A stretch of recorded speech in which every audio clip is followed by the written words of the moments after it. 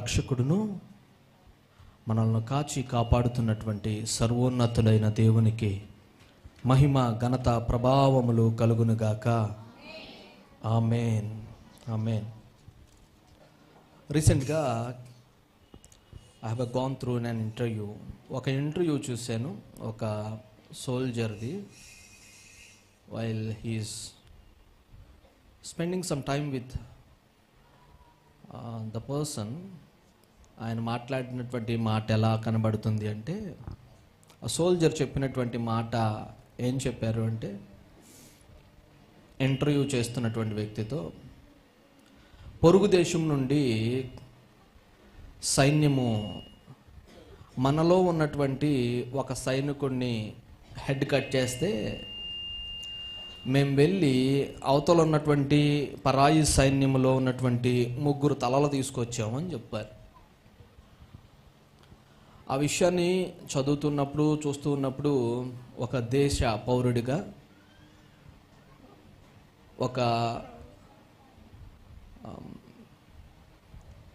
ఆ పరిస్థితిని అర్థం చేసుకుంటున్నప్పుడు మన గూస్ బంప్స్ వస్తాయి.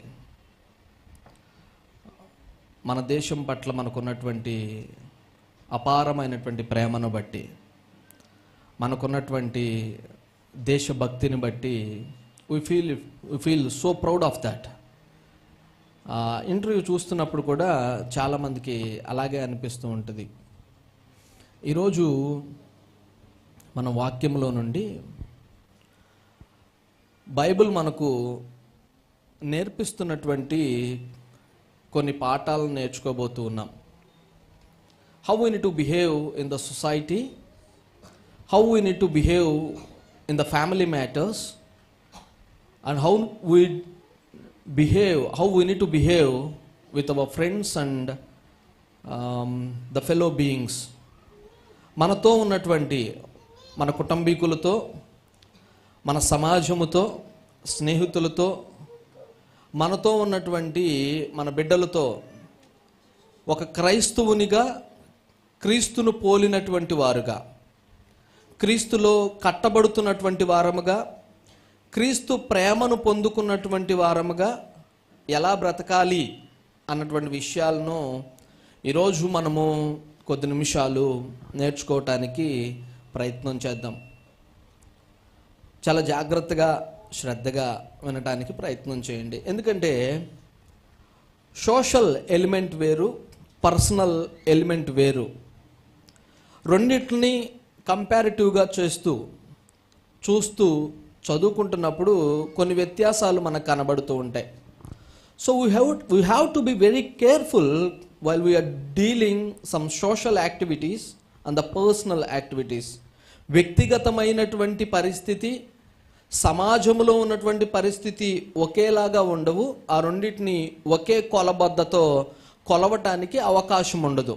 అందుకనే సమాజంలో ఉన్నటువంటి దాన్ని సమాజపు కొలబద్దతో కొలవాలి. అలాగనే మన వ్యక్తిగతమైనటువంటి పరిస్థితులను వ్యక్తిగతమైనటువంటి కొలబద్దతో కొలవాలి. So we need to learn the measuring unit. దేనితో కొలవాలి అని మనం తెలుసుకోవాలి. చూడండి, ఇప్పుడు మంచినీటిని కేజీల్లో కొలుస్తానంటే అవ్వదు. మంచినీటిని లీటర్లలో కొలవాలి కదా. మంచినీటిని లీటర్లలో కొలవాలి. అలాగనే బరువుగా ఉండేటువంటి పదార్థాన్ని, లేకపోతే ఇలాంటి మైక్స్నో లేకపోతే వెయిట్ ఉండేటువంటి వీటిని మనం వెయిట్తో కొలవాల్సి వస్తుంది అంటే దాన్ని కేజీల్లో కొలవాలి, గ్రాముల్లో కొలవాలి. దాన్ని నేను లీటర్లతో కొలుస్తాను అంటే అవ్వదు కదా. దానికి వ్యత్యాసమైనటువంటి కొలబద్దలు ఉన్నాయి బైబిల్ గ్రంథంలో.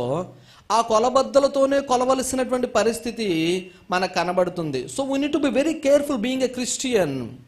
ఒక క్రైస్తవునిగా సమాజంలో మనం బ్రతుకుతూ ఉన్నప్పుడు, సమాజంలోనికి మనం నడిపించబడుతూ ఉన్నప్పుడు, సమాజంలో ఒక వ్యక్తిగా ఉంటూ ఉన్నప్పుడు నీ వ్యక్తిగతమైనటువంటి అభిప్రాయాన్ని సమాజం మీదకు రుద్దొద్దు. సమాజంలో ఉన్నటువంటి అభిప్రాయాన్ని నీ వ్యక్తిగతానికి తీసుకురాకూడదు. ఆ రెండింటికి చాలా వ్యత్యాసాలు ఉంటాయి. వాటిని చాలా జాగ్రత్తగా మనం తెలుసుకునేటువంటి వారమై ఉండాలి, గ్రహించుకునేటువంటి వారమై కూడా ఉండాలి. కానీ బైబిల్ గ్రంథము ఒక మాట చాలా స్పష్టంగా నేర్పించింది. అది సమాజమైన లేకపోతే వ్యక్తిగతమైన రెండిటిలోనూ ఒక రకమైనటువంటి మాట తీరునైతే బైబిల్ గ్రంథం నేర్పించింది. ఆ మాట తీరును గూర్చి ఈరోజు మనం తెలుసుకోవటానికి ప్రయత్నం చేద్దాం. బిఫోర్ ఐ కమ్ హియర్, నేను సహవాసంలోనికి రాకముందు నా వ్యక్తిగతమైనటువంటి అభిప్రాయంలో ఉండేవాడిని. నా వ్యక్తిగతమైనటువంటి అభిప్రాయం ఎలా ఉంటుంది అంటే, ఒక చెంపమే కొడితే 2 చెంపలు పగలగొట్టాలి అని ఉండేది. అది నా వ్యక్తిగతమైనటువంటి అభిప్రాయం. When I'm not in the ministry, దేవుని యొక్క సహవాసంలోనికి రాకముందు, దేవుని యొక్క అనుభూతిని పొందకముందు, దేవుడు వ్యక్తిగతంగా నాతో మాట్లాడకముందు, దేవుని యొక్క సేవకుల యొక్క పరిస్థితిని గమనించకముందు, వారి యొక్క ఔన్నత్యాన్ని అర్థం చేసుకోకముందు, క్రీస్తులో ఉన్నటువంటి తత్వాన్ని గ్రహించకముందు, how I used to behave, నేను ఎలా ఉండేవాడిని అంటే, ఒక చెంప మీద కొడితే ఎదుటి వ్యక్తి యొక్క 2 చెంపలు పగలగొట్టాలి. ఒకవేళ ఎదుటి వ్యక్తి మనకన్నా బలమైన వ్యక్తి అయితే తను 2 దెబ్బలు కొడితే మనం 1 దెబ్బన్నా కొట్టాలి. This is how I used to think of. నేను ఇలా అనుకునేవాడిని, అలా మాట్లాడుకునేవాడిని, అలాగే ఉండటానికి ప్రయత్నం చేసేవాడిని. కానీ క్రీస్తు యొక్క ప్రేమను గ్రహించిన తరువాత, సహవాసంలోనికి నడిపించబడిన తరువాత, దేవుని యొక్క ఔన్నత్యాన్ని అర్థం చేసుకున్న తరువాత, క్రీస్తును పోలినటువంటి ఒక దైవజనుడు క్రీస్తులా బ్రతకటానికి తన్ను తానుగా రిక్తును చేసుకుని బ్రతకటం చూసిన తరువాత నాలో ఉన్నటువంటి అభిప్రాయాలు మార్చబడ్డాయి. That's what the Christian religion is about. దేవుడు మనకు నేర్పిస్తున్నటువంటి ఒక నీతికరమైన, లేకపోతే తన అభిప్రాయము ఏంటంటే, మనం అర్థం చేసుకునేటువంటి విషయంలో అర్థం చేసుకోవాలి, బిహేవ్ చేసేటువంటి విషయంలోనికి మనం మార్చబడాలి. Transformation is the most important thing that God is looking into. మనం మార్పు చెందటము అనేటువంటి దాన్ని ప్రభువు ప్రతి ఒక్కరి దగ్గర నుంచి చూడటానికి, నేర్చుకోవటానికి, లేకపోతే మనలో ఆ గ్రహింపు రావాలి అన్నటువంటి దాన్ని దేవుడు కోరుకుంటూ ఉన్నారు. దానినే మనం ఇక్కడ ఏం పిలుస్తూ ఉన్నామంటే ద ట్రాన్స్ఫర్మేషన్, లేకపోతే రిపెంటెన్స్. ఇంకా మనకు బాగా వాడుకైనటువంటి మాటను చెప్పుకోవాలంటే మారు మనస్సు. మన మనస్సు మార్పు చెందటం. That's the transformation that each and every person need. చూడండి, ఒక వ్యక్తి మనల్ని బాగా అవమానపరుస్తూ ఉన్నారు, చిన్న చూపు చూస్తూ ఉన్నారు, అవిధేయుడు అని మాట్లాడే ఉండొచ్చు. ఒకవేళ పలు రకాలైనటువంటి హింసపూర్వకమైనటువంటి చర్యల్లో కూడా పాల్గొని ఉండొచ్చు. ఒక ఎగ్జాంపుల్ తీసుకుందాం. ఒక వ్యక్తి బాగా నన్ను కొట్టారు, దూషించారు. ఆ తరువాత ఎందుకు పనికిరానటువంటి వాడివి అని చెప్పేసి నన్ను విడిచిపెట్టి దూరంగా వెళ్ళిపోయారు. ఎందుకురా నీ బ్రతుకు అన్నట్టుగా మాట్లాడారు. నా మీద కక్ష సాధింపు చర్యలు చేయటానికే ఇష్టపడ్డారు అనుకుంటున్నాం. అన్నప్పుడు అతనితో నేను ఎలా మాట్లాడాలి అన్నటువంటి విషయాన్ని బైబిల్ చాలా స్పష్టమైనటువంటి వైఖరిలో కొన్ని విషయాలు మాట్లాడింది. అందులో ఈరోజు మనం చెప్పుకుంటున్నటువంటి మాటలు, ఈరోజు సెర్మన్ టైటిల్ ఏంటంటే మేలును జవాబుగా ఇచ్చుటను గూర్చిన ఆధారాలు. మేలును జవాబుగా ఇవ్వటం, మేలును జవాబుగా ఇవ్వటము. ఈరోజు మన సెర్మన్ టైటిల్, ఈరోజు ప్రసంగానికి ఇవ్వబడినటువంటి టైటిల్ ఏంటంటే మేలును జవాబుగా ఇచ్చుట. మేలును జవాబుగా ఇచ్చుట. Let's go for the reference. ఒక వ్యక్తిని ఆధారంగా చేసుకుని ఈరోజు ఒక ప్రాబ్లమ్ను సాల్వ్ చేయడానికి ట్రై చేద్దాం. యోసేపు అనేటువంటి భక్తుడు మనందరికీ బాగా పరిచయమైనటువంటి వ్యక్తి. యోసేపు యొక్క జీవితాన్ని మనం ఒకసారి గమనించినప్పుడు, యాకోబు, తన తండ్రి అయినటువంటి యాకోబు యోసేపును ఎక్కువగా ప్రేమించారు. అలా అని తన అన్నలను తక్కువగా ప్రేమించారా అని చెప్పడానికి వీల్లేదు. ఎందుకంటే తండ్రి బిడ్డలందరినీ సమానంగానే ప్రేమిస్తారు.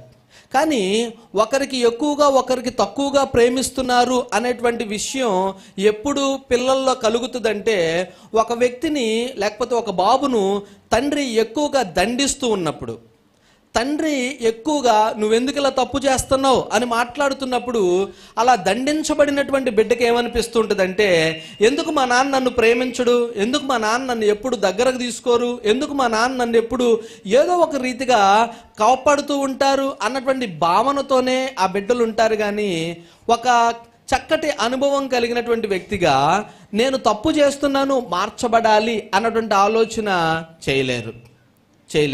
చూడండి, ఒక పక్కన యోసేపుకు రంగురంగుల ఒక చక్కటి నిలువుట అంగీని యాకోబు గారు కుట్టించారు. యోసేపు నమ్మకమైనటువంటి బిడ్డగా జీవిస్తూ ఉన్నారు. అన్నలు చేసేటువంటి ఆ పాడు పనులన్నిటిని తండ్రికి కంప్లైంట్ చేస్తూ ఉన్నారు అనుకోండి. ఇప్పుడు అన్నలకు ఏమవుతుంది, వీడిని మన తండ్రి బాగా ప్రేమిస్తున్నారు, మనల్ని ఏమో పక్కన పెట్టేస్తున్నారు అన్నటువంటి ఒక పర్సనల్ గ్రెడ్జ్ ఈ అన్నదమ్ముల్లో మొదలైంది. ఒక చిన్న పరిస్థితి వారిలో కలవరాన్ని తీసుకొచ్చింది. ఆ చిన్న పరిస్థితి ఎంతకు దారి తీసిందంటే, వారిలో ఒకడైనటువంటి రక్త సంబంధి అయినటువంటి వారి యొక్క సహోదరుడిగా ఉండవలసినటువంటి ఒక వ్యక్తిని చంపడానికి ఇష్టపడినటువంటి వారుగా వారి యొక్క పగ వారిని తయారు చేసింది. అన్నలందరూ కలిశారు, వీడిని ఏదో ఒకటి చేయాలి మనము అని అనుకున్నారు. వీడికి మనం మొక్కాలి అని వీడు కలలకు అంటాడా? కళ దేవుని యొక్క చిత్తములో ఉన్నటువంటిది, అది మనుషులకు అనేటువంటిది కాదు. దేవుడు ఏది ఇవ్వాలి, ఏది చూపించాలి అనుకుంటే అది చూపించేది. చూడండి, మనిషి యొక్క అజ్ఞానము ఎంతకు వెళ్ళిపోతుందంటే, ఉన్నటువంటి పరిస్థితిని అర్థం చేసుకోక, ఉన్నటువంటి స్థితిగతులను అర్థం చేసుకోలేక, మనసులో ఉన్నటువంటి కోపాన్ని బట్టి, ఆవేశాన్ని బట్టి, మనసులో ఉన్నటువంటి ఫీలింగ్స్ని బట్టి, ఎదుటి వ్యక్తిని అర్థం చేసుకోలేనటువంటి తత్వాన్ని బట్టి అతన్ని ఏదో ఒకటి చేయాలి అని ఆలోచించేవారిలా మారిపోతూ ఉంటారు. ఆ పరిస్థితిని అర్థం చేసుకోలేనటువంటి వారుగా మలచబడుతూ ఉంటారు. యోసేపు అన్నలు కూడా అదే విధానంలో కనబడుతూ ఉన్నారు. వారి ఆలోచన శైలి మారిపోయింది. క్రీస్తు యొక్క భయము పోయింది, తండ్రి యొక్క భయము పోయింది, అన్నదమ్ములము అనేటువంటి అనుబంధము, అనురాగము అసలే కనబడట్లేదు. వారిలో ఉన్నటువంటి పరిస్థితి అంతా క్రూరత్వానికి మార్చబడ్డాయి. వారు చేసేటువంటి వృత్తి గొర్రెలను కాయటమే అయినా వారి స్వభావాలు మాత్రం తోడేళ్ల స్వభావాలుగా మలచబడ్డాయి. వారు చేసేటువంటి వృత్తి, వారు చేసేటువంటి పని, వారు చేసేటువంటి క్రియలు ఎలా కనబడేవి అంటే, చూసేటువంటి వారికి, గమనించేటువంటి వారికి సాత్వికముగా, చూసేటువంటి వారికి నిదానంగా, చూసేటువంటి వారికి మంచితనంగా, చూసేటువంటి వారికి గొప్పతనంగా, చూసేటువంటి దానికి ఆహా ఈ గొర్రెలు ఎంత సౌమ్యంగా తలదించుకుని వాటి పని వారు చేసుకుంటూ పోతున్నాయి అన్నట్లుగా వారి చూపుకు కనబడుతూ ఉన్నారు. కానీ వారి హృదయంలో ఉన్నటువంటి ఆలోచన విధానం మాత్రం క్రూరమైనటువంటి తోడేళ్ల స్వభావము వారిలో చేర్చబడింది. స్వభావము చేర్చబడినప్పుడు, స్వభావము మార్చబడినప్పుడు పైకున్నటువంటి దేహము చేంజ్ కనబడదు. కాబట్టి ఆ వ్యక్తిని గ్రహించుట మానవుని తరము కాదు, మానవుని యొక్క తరము కాదు. ఆ యొక్క వ్యక్తిని లేకపోతే ఆ మనసును గ్రహించేది క్రీస్తు మాత్రమే. ఆ గ్రహించలేనటువంటి యోసేపు, తన అన్నలు గొర్రెల్లా లేరు, తోడేళ్లలా మార్చబడ్డారు అని గ్రహించినటువంటి యోసేపు, వీని బట్టి సొమ్ము చేసుకుందాం. చూసారా, సొంత రక్తాన్నే హేళన చేసేటువంటి స్వభావం ఇది. సొంత రక్తాన్నే రక్తము కలజూసేటువంటి తోడేలు స్వభావం ఇది. ఆ సొంత రక్తాన్నే అమ్ముకునేటువంటి స్వభావము వీరిలో కనబడుతూ ఉంది. అది తోడేలు స్వభావం, మూర్ఖపు స్వభావం, అది అడవి జంతువుల స్వభావం. మనలో చాలా అడవి జంతువుల స్వభావాలు మన జీవితాల్లో కనబడుతూ ఉంటాయి. ఎదుటి వ్యక్తికి కీడు చేయాలి అనేటువంటి స్వభావము అడవి జంతువుల స్వభావము. ఎదుటి వ్యక్తిని నాశనం చేయాలి అనేటువంటి స్వభావము అడవి జంతువుల స్వభావము. ఎదుటి వ్యక్తి నాశనం అయిపోతూ ఉన్నా వారిని చూసి ఆనందించేటువంటి స్వభావము అడవి జంతువుల స్వభావము. ఎదుటి వ్యక్తిని క్రూరంగా వేటాడటం అడవి జంతువుల స్వభావము. అవి ఎప్పుడు వేటాడతాయి అంటే ఆకలి వేసినప్పుడే వేటాడతాయి. అవి ఎప్పుడు వేటాడతాయి? ఆకలి వేసినప్పుడే వేటాడతాయి. కానీ మానవుడు దానిని మించినటువంటి వ్యక్తిగా తయారవుతూ ఉన్నాడు. ఎదుటి వ్యక్తి ఆనందపడుతుంటే ఓర్వలేనటువంటి క్రూర స్వభావము, ఎదుటి వ్యక్తి మంచిగా దీవించబడుతున్నప్పుడు ఓర్వలేనటువంటి క్రూర స్వభావము, ఎదుటి వ్యక్తి ఉన్నతమైనటువంటి శిఖరాలకు నడిపించబడుతున్నప్పుడు ఓర్వలేనటువంటి క్రూర స్వభావము. ఇదంతా అడవి జంతువు యొక్క స్వభావము, లేకపోతే తోడేలు స్వభావముగా కనబడుతూ ఉంటుంది. ఒక్కసారిగా యోసేపు మీద దమ్మిగా పడి అతన్ని చిత్రవద చేసి తీసుకెళ్ళి ఒక గుంటలో పడేసి అతన్ని మరలా పైకి లాగి తీసుకెళ్ళి ద్రవ్యమునకు అమ్మివేశారు. డబ్బులకు అమ్మేశారు, అతన్ని డబ్బులకు అమ్మివేశారు. ఇప్పుడు బాధించబడినటువంటి వ్యక్తి యొక్క స్వభావం ఎలా ఉండాలి, బాధించినటువంటి వ్యక్తి స్వభావం ఎలా ఉండాలి మనం ఒకసారి గమనిద్దాం. బాధించబడినటువంటి వ్యక్తి స్వభావము ఎలా ఉంటుంది? నన్ను వాడు కొట్టాడు, నన్ను వారు అవమానపరిచారు, నన్ను వారు నాకు తెలియనటువంటి ప్రదేశానికి అమ్మివేశారు, నా తండ్రి దగ్గర నేను ఉన్నతమైనటువంటి వ్యక్తిగా బ్రతుకుతూ ఉన్నాను, నా తండ్రికి నమ్మకస్తుడిగా బ్రతుకుతూ ఉన్నాను, నేనే తప్పు చేశాను. The first question that we get is, నేను ఏ తప్పు చేశానని వీళ్ళు నన్ను ఇలా మార్చారు, నన్ను ఇలా చేశారు అన్నటువంటి కోపముతో కూడినటువంటి, ఉద్రేకముతో కూడినటువంటి స్వభావము ఈ యోసేపులో బయటకు రావాలి కదా. మానవ సమాజంలో మనం బ్రతుకుతూ ఉన్నాం కాబట్టి సమాజంలో బ్రతుకుతున్నటువంటి పరిస్థితులను ఆలోచించినప్పుడు మనకు అర్థమయ్యేటువంటి పరిస్థితి ఏంటంటే, నన్నే తప్పు చేయకుండా వాడు నన్ను అనడానికి వాడికి ఏ అధికారం ఉంది? వాళ్ళకు ఏ అధికారం ఉంది? నేనే తప్పు చేశానని నా అన్నలు నన్ను కొట్టాలి, నేనే తప్పు చేశానని నన్ను వాళ్ళు హింసించాలి, నేనే తప్పు చేశాను నన్ను గుంటలో వేయాలి, నేనే తప్పు చేశాను. The most important question that we get in your mind, ఏదన్నా ఒక ప్రశ్న అడుగుతున్నప్పుడు నేనేం చేశానని నన్ను కొడుతున్నావు మమ్మీ అని అడుగుతారు పిల్లలు. ఏమ రైట్? నేనేం చేశాను మమ్మీ, ఎందుకు కొడుతున్నావు నన్ను? ది క్వశ్చన్ మాట్లాడటానికి వాళ్ళకు ఒక అవకాశం ఉంటూ ఉంటుంది ఆ సమయంలో. అంటే తప్పు చేయలేదు కాబట్టి అతడు ప్రశ్నించటానికి ఇష్టపడేటువంటి వ్యక్తిగా కనబడుతూ ఉన్నాడు. కానీ యోసేపు స్వభావాన్ని మనం చూస్తూ ఉన్నప్పుడు, గమనిస్తూ ఉన్నప్పుడు, that's been entirely different from what our society is teaching us. మనము సమాజంలో చూస్తూ ఉన్నటువంటి సందర్భాన్ని మనం పోల్చుకున్నట్లయితే బైబిల్ గ్రంథము మనకు సమాజం నేర్పించినటువంటి దాన్ని నేర్పించట్లేదు. The Bible is teaching something else. వేరొకటేదో బైబిల్ గ్రంథం మనకు నేర్పిస్తుంది. అది ఈరోజు ఇంట్లో ఉన్నటువంటి ప్రతి ఒక్కరూ నేర్చుకోవాలి, ప్రతి ఒక్కరూ గ్రహించాలి. ఇంట్లో చిన్న బిడ్డలు నేర్చుకోవాలి, భర్తలు నేర్చుకోవాలి, భార్యలు నేర్చుకోవాలి, తల్లిదండ్రులు నేర్చుకోవాలి, పెద్దవారు చిన్నవారు అందరూ నేర్చుకోవలసినటువంటి ఒక మాట ఉంది. ఆ మాట సమాజంలో ఉన్నటువంటి దానిని పోల్చుకుని మన భక్తుల్ని, మన యొక్క పరిస్థితిని, మన భక్తిని కట్టుకునే వారంగా కాక క్రీస్తు మనకు నేర్పిస్తున్నటువంటి ఆ నేర్పరితనాన్ని నేర్చుకునే వారంగా మనం మార్చబడాలి. అది దేవుడు కోరుకుంటూ ఉన్నారు. చూడండి, చాలామంది యవనస్తులకు ఒక అవకాశం లేకపోతే ఒక అలవాటు ఉంటుంది. ఏంటంటే వారు ఎక్కువగా ఇష్టపడేటువంటి వ్యక్తిలాగా మాట్లాడటానికి ప్రయత్నం చేస్తూ ఉంటారు. వారు ఎక్కువగా ఇష్టపడేటువంటి వ్యక్తి యొక్క వస్త్రధారణ ఎలా ఉంటుందో అలా వారు వస్త్రధారణ చేయటానికి ఇష్టపడుతూ ఉంటారు. ఈరోజు కోట్ల రూపాయలు ఖర్చు పెట్టి ఒక పెద్ద సినిమా హీరోని తీసుకొచ్చి ఒక అడ్వర్టైజ్మెంట్ చేపిస్తూ ఉంటారు. ఆ పెద్ద వ్యక్తి అడ్వర్టైజ్మెంట్ చేయటం వల్ల ఆ యొక్క ప్రొడక్ట్ ఓనర్కి వచ్చేటువంటి లాభం ఏంటంటే, ఏ వ్యక్తి అయితే అడ్వర్టైజ్మెంట్ చేస్తూ ఉన్నారో ఆ వ్యక్తిని ఫాలో అవుతున్నటువంటి వారు అనేక మంది కనబడుతూ ఉంటారు. ఆ వ్యక్తిని ఫాలో అయ్యేటువంటి వారు ఏం చేస్తూ ఉంటారంటే ఆ ప్రొడక్ట్స్ని కొనుక్కుంటూ ఉంటారు.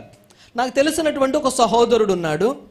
ఆ సహోదరుడు ఇప్పుడు ఆంధ్రప్రదేశ్ డిప్యూటీ సీఎం పవన్ కళ్యాణ్ గారికి వీరాభిమానిలా ఉంటాడనమాట. అతను ఏ వాటర్ బాటిల్ తాగుతాడో అదే వాటర్ బాటిల్స్ కొనుక్కుంటాడు. అతను ఏ నీళ్లు తాగుతాడో అవే నీళ్లు కొనుక్కుంటూ ఉంటాడు. అతను ఏ బట్టలు వేసుకుంటాడో అవే బట్టలు వేసుకుంటూ ఉంటాడు.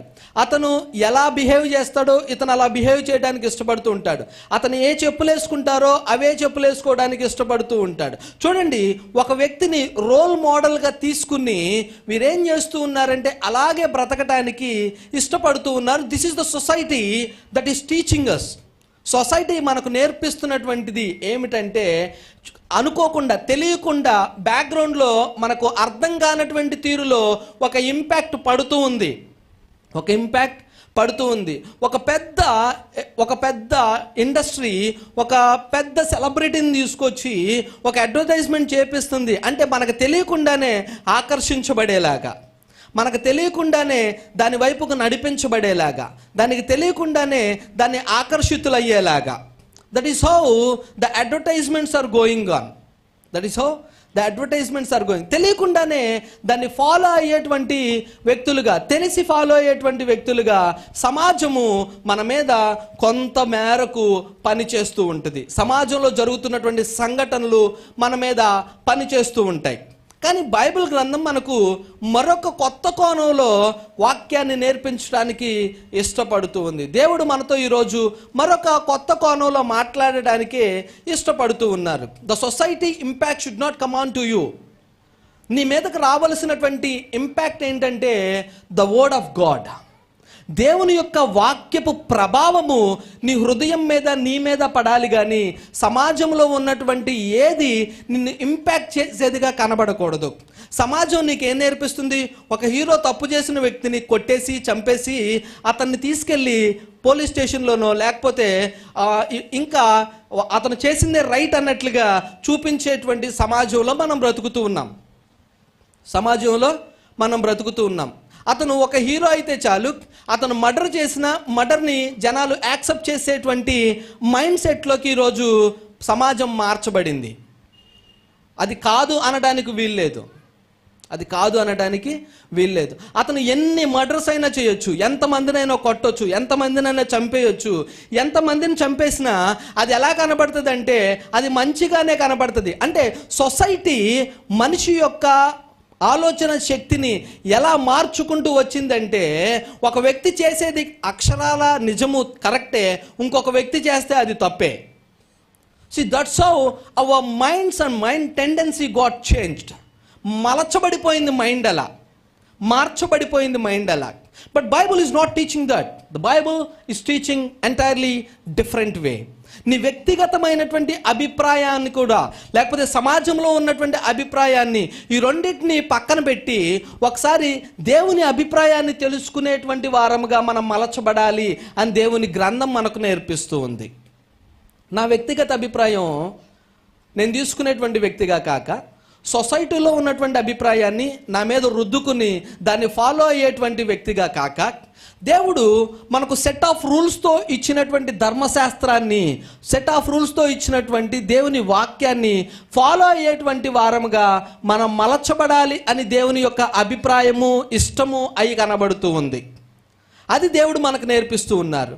సో ఒక వ్యక్తి జీవితంలో నుంచి దేవుడు మనకు కొన్ని విషయాలను నేర్పించడానికి ఇష్టపడుతూ ఉన్నారు. అదే ప్రేమ బైబిల్ గ్రంథం అంతట్లోనూ చివరి వరకు మనం గమనిస్తూ ఉంటాం. అంటే ఇప్పుడు ఎవరో ఒక వ్యక్తి జీవితంలో నుంచి దాన్ని మనం ఎందుకు తీసుకోవాలి అన్నటువంటి ఆలోచన మనకి ఇప్పుడు రావచ్చు. యాజ్ వీఆర్ గోయింగ్ త్రూ సొసైటీలో ఉన్నటువంటి దాన్ని మన మీదకి ఇంపాక్ట్ తీసుకోవద్దు అని చెప్తూ ఉన్నప్పుడు, మరి ఒక వ్యక్తి మీద ఉన్నటువంటి అభిప్రాయాన్ని, ఒక వ్యక్తి చేసినటువంటి దాన్ని నేను వ్యక్తిగతంగా ఎందుకు తీసుకోవాలి అన్నటువంటి రీజనింగ్ క్వశ్చన్ మనలోకి రావచ్చు. ఒక అభిప్రాయం రావచ్చు, యా దట్స్ రైట్.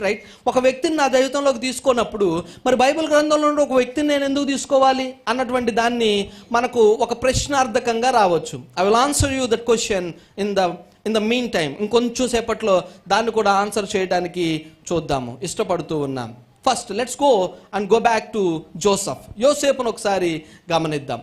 ఇప్పుడు యోసేపు యొక్క జీవితము అన్నల దృష్టిలో చనిపోయినటువంటి వ్యక్తి, లేకపోతే అన్నల దృష్టిలో అమ్మివేయబడినటువంటి ఒక వ్యక్తి, అన్నల దృష్టిలో బానిసగా బ్రతుకుతున్నటువంటి ఒక వ్యక్తి, అన్నల దృష్టిలో తప్పిపోయినటువంటి ఒక కుమారుడు, అన్నల దృష్టిలో తెలియనటువంటి ఒక వ్యక్తి, ఒక అజ్ఞాత పరిస్థితి. ఎక్కడుంటాడో, ఎలా ఉన్నాడో, అసలు ఏం చేస్తున్నాడో తెలియనటువంటి పరిస్థితి అన్నల కనుదృష్టిలో నుండి చూస్తున్నప్పుడు. యోసేపు యొక్క పరిస్థితిని గమనించినప్పుడు అన్నలు ఎలా ఉన్నారో తెలీదు, ఎక్కడున్నారో తెలీదు, ఎలా బ్రతుకుతున్నారో తెలీదు, ఏమైపోయారో కూడా తెలీదు. కానీ ఇతని జీవితం ఒక టర్న్ తీసుకోవడానికి దేవుడు ఒక అవకాశం ఇచ్చారు. అవకాశం ఏంటంటే తను ఒక్కొక్క పరిస్థితిని, ఆ పరిస్థితి ఏంటంటే ఒక్కొక్క శ్రమ, ఆ పరిస్థితి ఏంటి, ఒక్కొక్క శ్రమ, ఒక్కొక్క శ్రమ గుండా తీసుకెళ్ళి ఒక మెట్టెక్కించడం ప్రారంభించారు. యోసేపును మొట్టమొదట గుంటలో పడేసేటువంటి శ్రమలోకి తీసుకెళ్లారు. అక్కడి నుంచి ఒక మెట్టెక్కించి ఒక వ్యక్తికి అమ్మేసేలా చేశారు. అంటే తోడేళ్ల బారి నుంచి దేవుడు ఏం చేశారు, యోసేపును తప్పించారు. తోడేళ్ల బారి నుంచి యోసేపును తప్పించి మరొక స్థితిలోకి తీసుకెళ్లారు. అక్కడ కొద్ది రోజులు ఉన్న తర్వాత దీవించి ఆశీర్వదించి అక్కడి నుంచి మరలా ఇంకొక తోడేలు నోట్లో నుంచి తప్పించి కదా, మరలా ఇంకొక తోడేలు నోట్లో నుంచి అతన్ని తప్పించి మరొక ప్లేస్కి తీసుకెళ్లారు, ఒక జైల్లోకి తీసుకెళ్లారు. అక్కడ దేవుడు మరలా ఉన్నటువంటి పరిస్థితిని మార్చి తప్పించి తీసుకెళ్ళి ఈసారి ప్రధానమంత్రిని చేశారు. సో ఎవ్రీవేర్ ఒక శ్రమ వస్తుంది, ఆ శ్రమలో నుంచి ఒక తోడేలు నోటు నుంచి తప్పించబడుతూ ఉన్నారు. మన ఆత్మీయ జీవితం కూడా అలాగే ఉంటుంది. మనం ఒక శ్రమ అని మనం కంగారు పడిపోతూ ఉంటాం, కానీ ఆ శ్రమ ఒక తోడేలు నోట్లో నుంచి మనం తప్పించడానికి వస్తుంది అని గ్రహించే వారమై ఉండాలి. ఆ శ్రమ మనకు ఆశీర్వాదంకు మెట్టై ఉంటుంది. ఆ శ్రమ మనల్ని ఒక స్టేజ్ నుంచి ఇంకొక స్టేజ్కు మార్చేదిగా కనబడుతుంటుంది. చూడండి, యోసేపు యొక్క జీవితం ఒక చిన్న బాలుడిగా నుండే శ్రమలతో ప్రారంభమైంది. చిన్ననాడే తల్లిని కోల్పోయినటువంటి వ్యక్తి, కానీ తండ్రి ప్రేమ అపారంగా దొరికింది. దేవుడు ఒకటి మనం పోగొట్టుకుంటున్నప్పుడే ఇంకొక దాన్ని దేవుడు అనుగ్రహిస్తూ మనల్ని బలపరుస్తూ నడిపిస్తూ ఉన్నారు. That's how God's love is towards us. దేవుని యొక్క ప్రేమ మన వైపు ఆ విధంగా కనబడుతూ ఉంటుంది. మనం గ్రహించము, దాన్ని మనం అర్థం చేసుకోలేము. అందుకనే మనకు దేవుని యొక్క ప్రేమ విలువ తెలియలేకుండా పోతుంది. తెలియట్లేదు ఈరోజు దేవుని ప్రేమ. ఆయన మనల్ని కాచి కాపాడుతున్నటువంటి విధానాన్ని ఒక్కసారి గమనించుకున్నప్పుడు మనకేమవుతుందంటే ఆశ్చర్యం కలుగుతుంది. అందుకనే కీర్తనకారుడు, నా జనన విధానం నేను చూసుకున్నప్పుడు నాకు ఆశ్చర్యంగా ఉంది, అద్భుతంగా కనబడుతుంది, భయమేస్తుంది అని మాట్లాడుతుంటా. So his love is totally different from what we are looking into. ఈ సమాజంతో మనం చూసుకుంటున్నప్పుడు దేవుని ప్రేమను కొలవలేం. ఎందుకంటే అసలు కొలిచేటువంటిది కాదది, కొలవలేనటువంటిది. ఆయన ప్రేమకు కొలవటానికి ఒక కొలబద్ద లేదు. అలాంటప్పుడు ఎలా కొలుస్తాం? కొలవటానికి అవకాశం లేనటువంటి ప్రేమ అది. అందుకనే దాన్ని అగాపే ప్రేమ అని దేవుడు పిలిచారు.